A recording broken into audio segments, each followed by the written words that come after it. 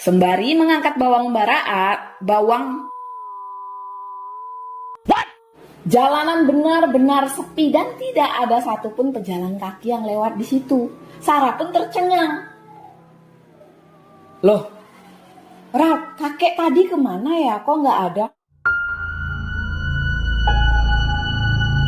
Assalamualaikum warahmatullahi wabarakatuh. Halo Rek, piye kabare? Ketemu lagi sama aku Ija. Seperti biasa, aku akan membawakan kisah-kisah horor, misteri, dan kisah-kisah menarik lainnya yang terjadi di sekitar kita. Kisah horor ini berasal dari Mbak Sarah. Sarah adalah seorang gadis yang tinggal di salah satu kota kecil yang berada di Jawa Barat. Ia harus pindah ke kota kembang itu untuk menuntut ilmu, masuk ke salah satu universitas yang terkenal di daerah tersebut untuk menuntut cita-cita Sarah. Saat pergi ke Bandung, Sarah ini berangkat bersama ayahnya, Rek.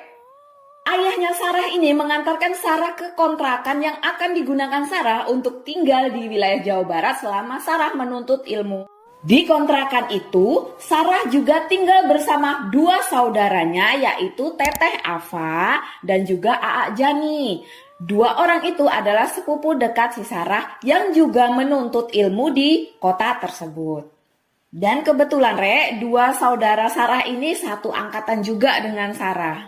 Sarah ini adalah yang paling termuda di antara mereka bertiga, karena memang Sarah baru saja lulus dari SMA. Selama kurang lebih 2 jam perjalanan, akhirnya Sarah dan ayahnya pun sampai di kota Bandung. Untuk info Rek, ini adalah pertama kalinya Sarah tinggal jauh dari kedua orang tuanya. Tentu kalian tahu ya rasanya pertama kali merantau jauh dari orang tua.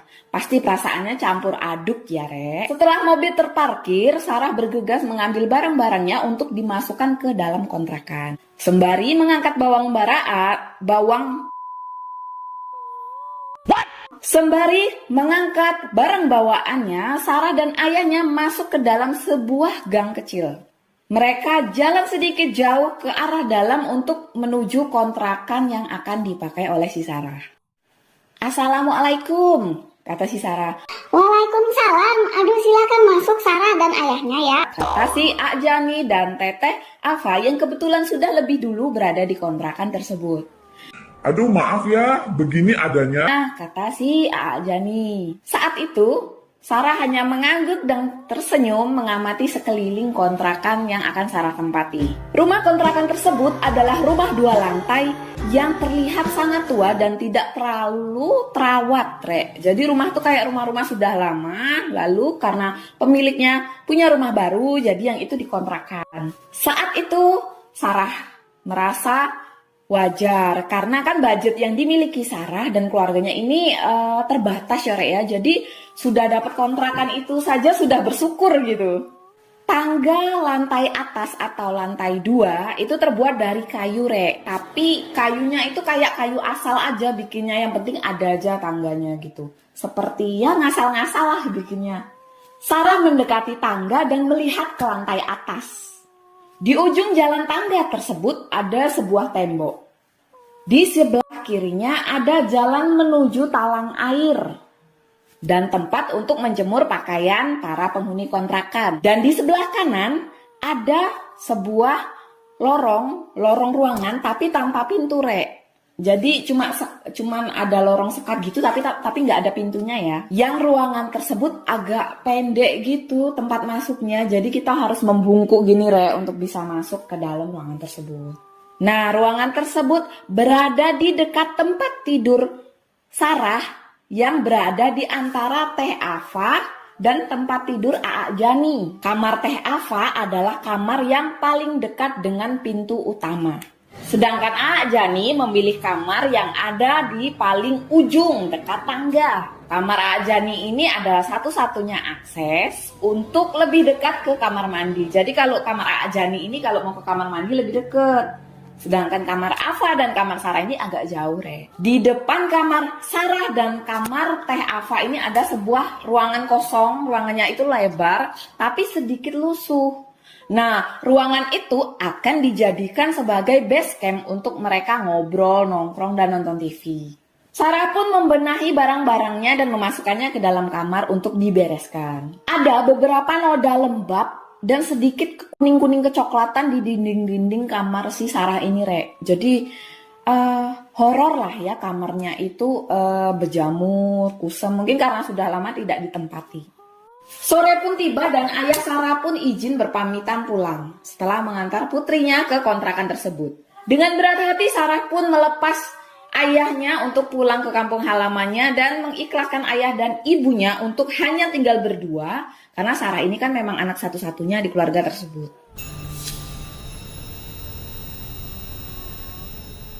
Singkat cerita, Rek, 1 bulan setelah menempati rumah tersebut, Sarah ini tidak mengalami hal-hal aneh. Masih lumrah dan masih wajar-wajar saja. Dan dia merasa nyaman-nyaman saja. Atau mungkin sebenarnya Sarah ini dapat gangguan, tapi dia mengabaikan gangguan tersebut karena memang sedang sibuk mempersiapkan ospek untuk masuk ke kampus tercinta. Oh iya, Rek, untuk informasi ya, Sarah ini bukanlah anak indigo. Bukan anak spesial ya, Sarah ini orang biasa.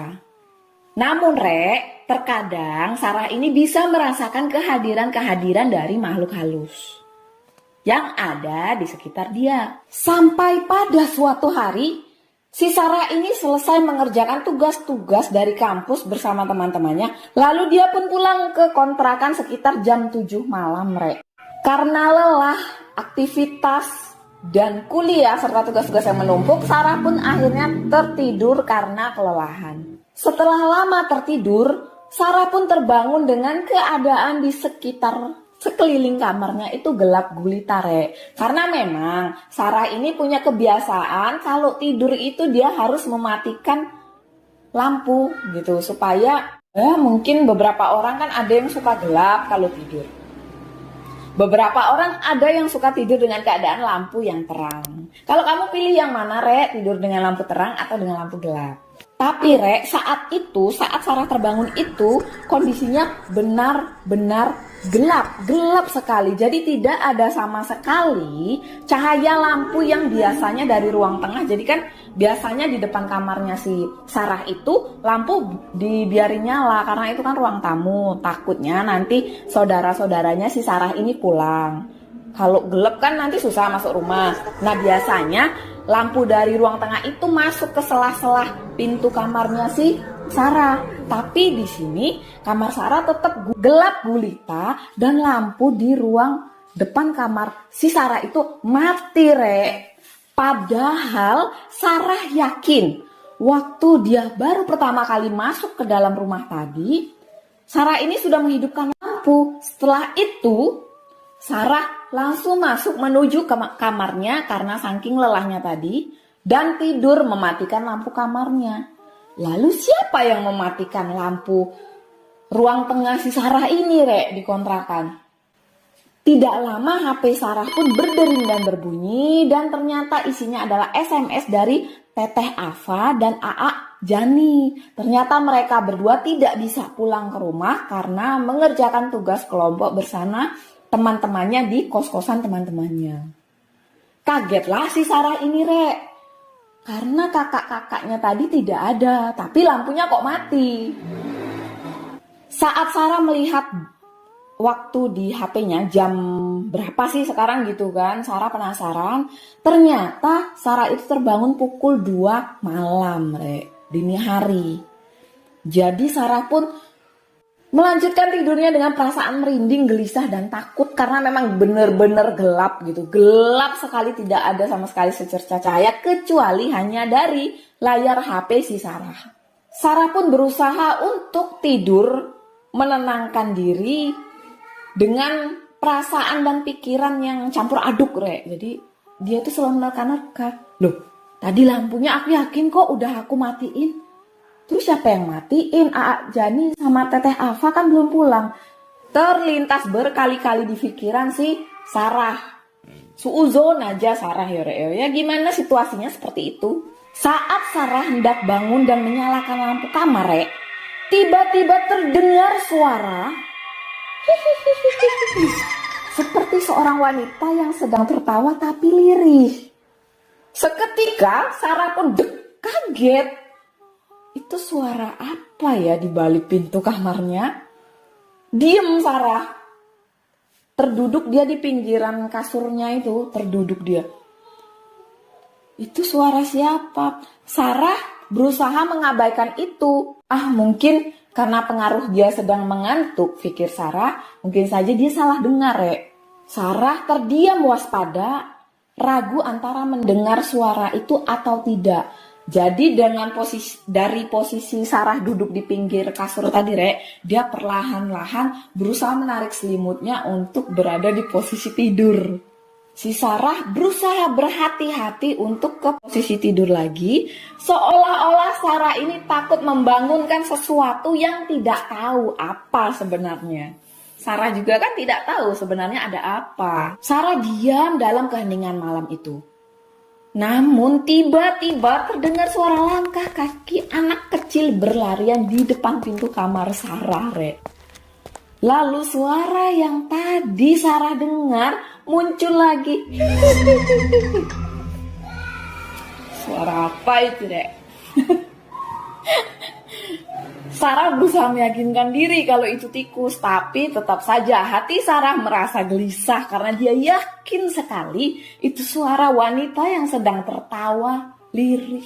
Ada lagi satu suara yang sangat mendebarkan jantung si Sarah ini.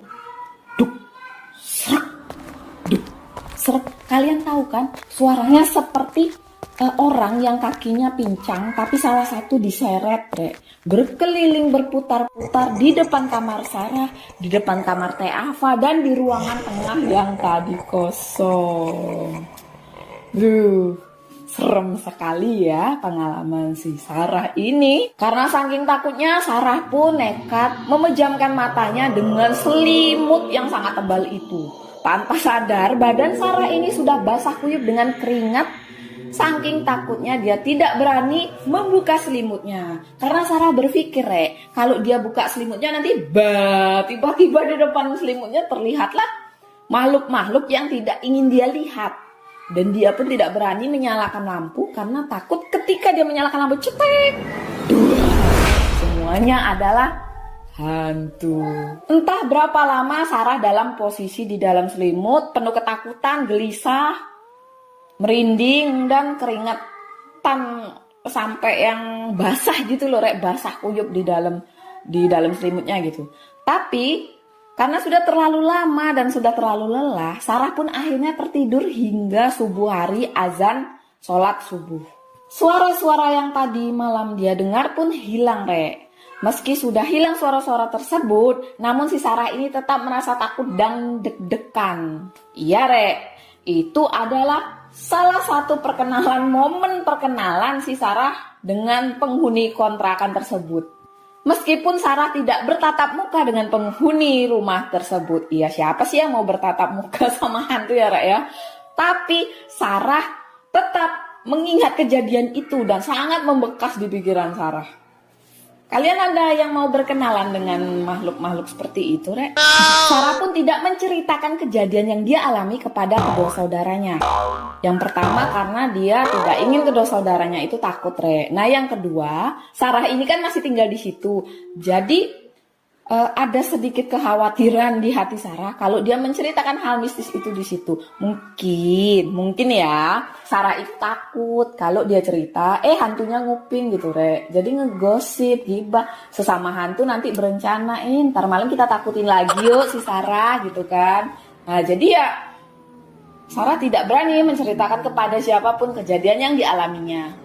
Namun, setelah kejadian itu, Sarah beberapa kali kehilangan barang. Beberapa kali barang Sarah itu berpindah-pindah tempat. Padahal Sarah yakin tidak memindahkan barang-barang milik Sarah. Sarah juga sering melihat sekelebat bayangan putih yang lewat gitu.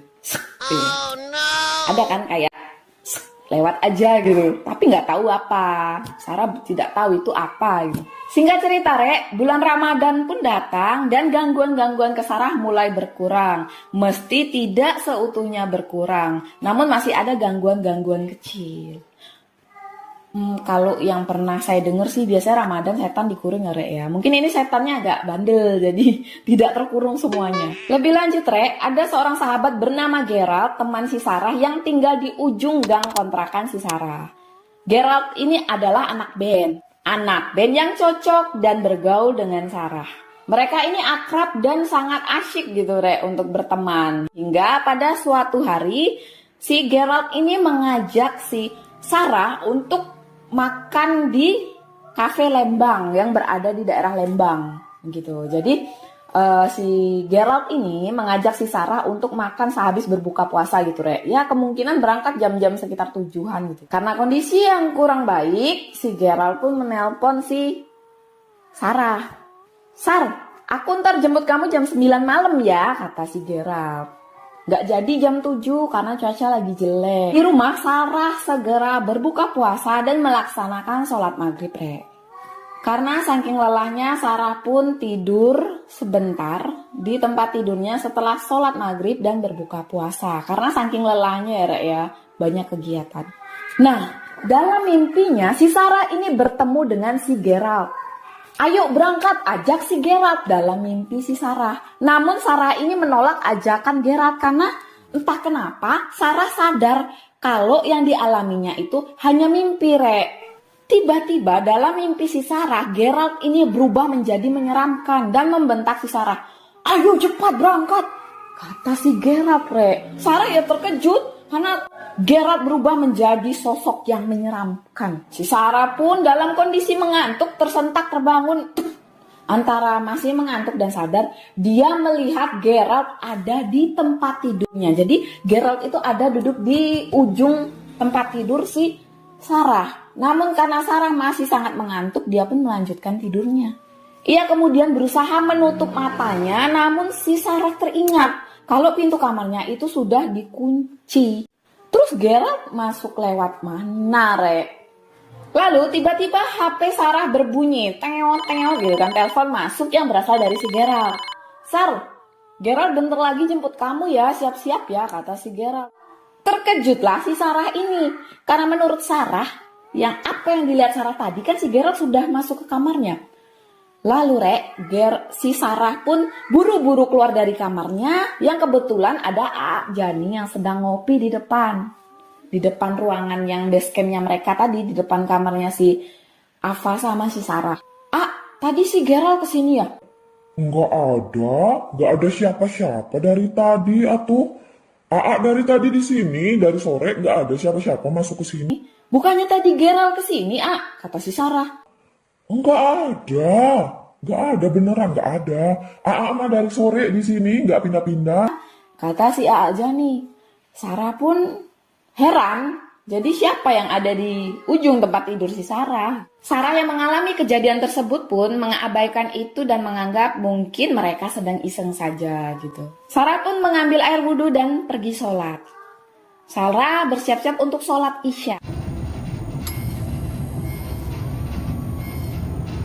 Karena Lembang sangat dingin, mereka pun pergi menggunakan pakaian dan jaket yang sangat tebal, Rek. Gerald pun datang dan mereka pergi ke puncak ke Lembang, ke kafe Lembang, tanpa mengetahui bahwa ada sesuatu yang buruk yang akan terjadi kepada mereka berdua, Rek.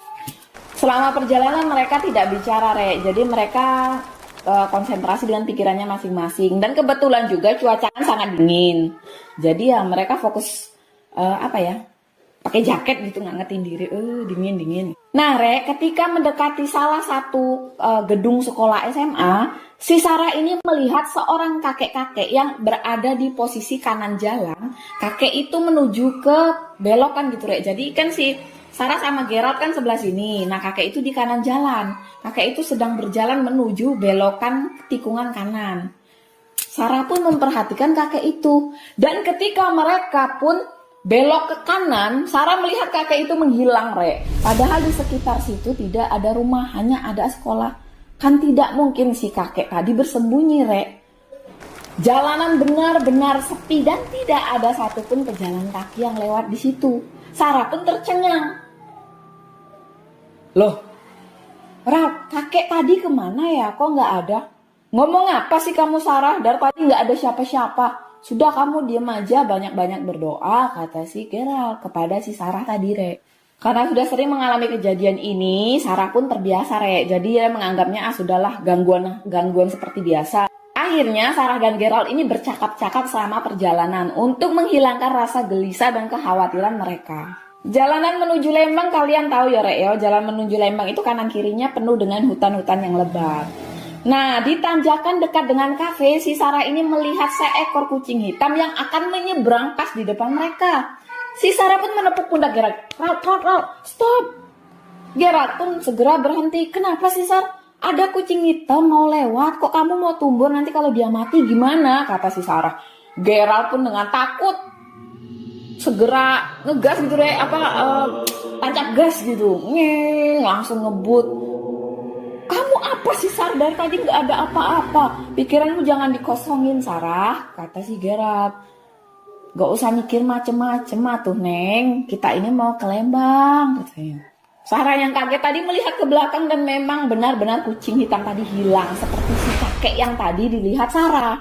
Mereka pun sampai di kafe dan turun untuk menikmati makanan di kafe tersebut. Si Sarah memesan es teh, sedangkan si Gerald memesan kopi. Sebenarnya si Sarah ini masih gelisah dengan kejadian terakhir yang dialami Sarah.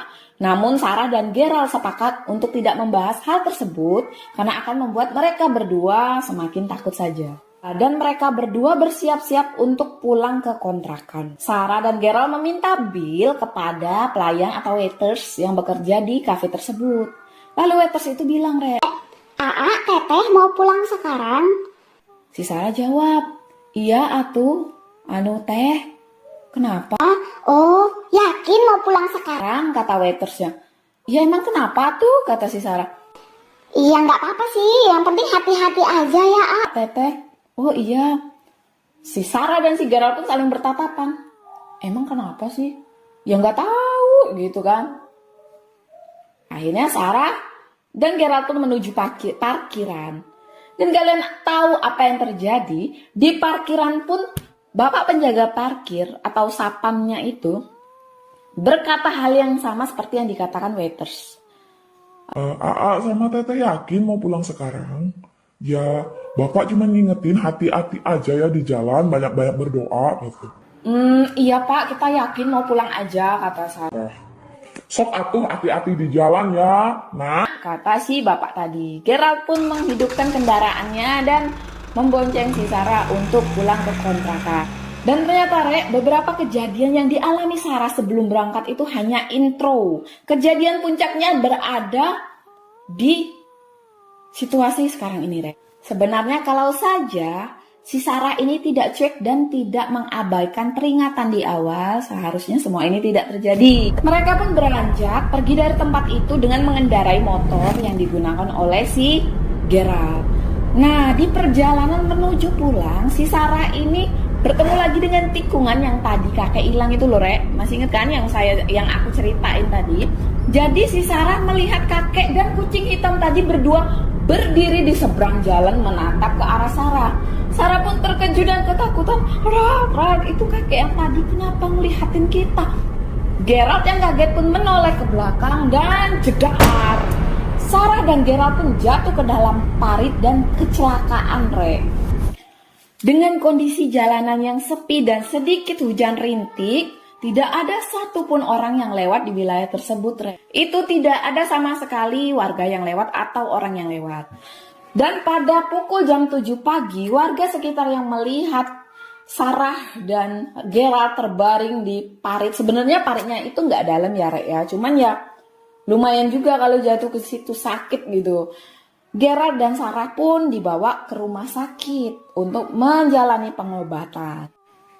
Saat si Sarah tersadar dari tidurnya, si Sarah ini kan pingsan ya sama si Gerald. Jadi si Sarah ini bangun di tempat tidurnya, di tempat tidur pasien di rumah sakit. Si Gerald itu lagi duduk di kursi gitu. Jadi ini tempat tidur aku ya, terus di tempat tidur si Sarah ada kursi. Nah si Gerald ini lagi di kursi ngeliatin si Sarah.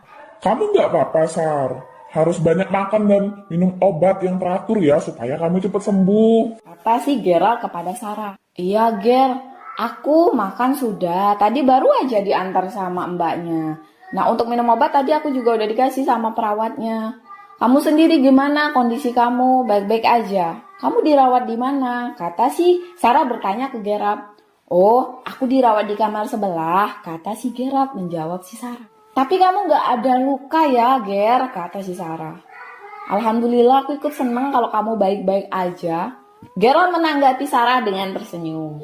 Gak apa-apa aku mah, lecet-lecet dikit aja biasalah cowok. Ini buktinya aku bisa jengukin kamu, kata si Gerald kepada Sarah. Gerald pun kembali ke kamarnya dan setelah hari itu Gerald terus menemuin Sarah untuk menengok sahabatnya ini agar cepat pulih. 3 hari berlalu, akhirnya Sarah diperbolehkan pulang karena Sarah ini mengalami geser tulang gitu loh, Rek. Jadi nggak terlalu parah, hanya lecet-lecet dikit dan geser tulang karena memang benturannya lumayan keras mengenai pohon-pohon di sekeliling. Alhamdulillah akhirnya sampai juga tuh ke rumah. Bosen di rumah sakit gak bisa ngapa-ngapain, kata si Sarah. Kata si Sarah berkata kepada Teteh Ava dan Aa Jani. Si Gerald kok belum ada kesinian nengokin aku? Harusnya kan dia di rumah sakit jemput aku. Gimana sih si Gerald? Di rumah sakit aja sok perhatian, nyengutin makan, nyuruh minum obat, rajin banget jengukin. Kok sudah sampai sini si Gerald gak jengukin aku ya, kata si Sarah ini. Aa Jani dan Teteh Ava saling berpandangan, Rek. Mereka terdiam gitu. Si Sarah juga bingung kenapa. Sar, kamu ngomong apa sih, Dek? Kata si Teteh Ava. Kamu ngomong apa? Gerald nengokin kamu di rumah sakit. Sar, kamu yang sabar ya. Gerald itu sudah pergi, meninggalkan kita semua. Saat perjalanan menuju ke rumah sakit, si Gerald meninggal, Sarah, kata Teteh Ava.